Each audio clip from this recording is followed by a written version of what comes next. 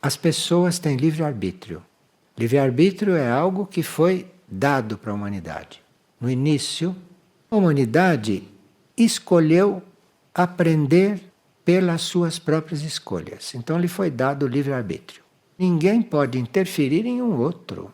Você pode falar estas coisas e esquecer até com quem falou. Porque o outro, se você for falar, deve ouvir e fazer o que ele quiser, dentro do livre-arbítrio. Você pode, por exemplo, falar e ele não compreender, ele não ter ouvido, você ter se expresso mal. Então você pode eventualmente repetir só para ajudar, mas mais que, olha, uma vez já é fora da lei. Repetir já é fora da lei.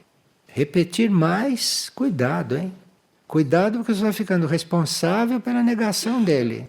Porque ele pode se irritar com você e aí se fechar. E você foi responsável pelo fechamento dele. É melhor um ser ignorante do que você dizer para ele coisas que ele não deve e não pode ouvir. Porque aí ele se fecha e você é responsável.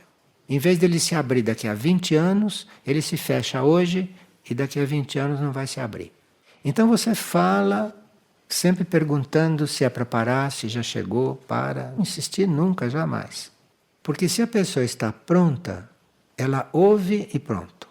Se ela não está pronta, não adianta. E nós não somos responsáveis pela decisão dos outros. Precisa muito cuidado quando fala certas coisas para os outros. Muito cuidado. Porque se eles se irritam, eles se fecham e você foi responsável pelo fechamento. Era melhor ficar inconsciente do que fechado. Porque quem está inconsciente vai ter a oportunidade de um dia deixar de ser inconsciente. Mas se fecha, demora mais.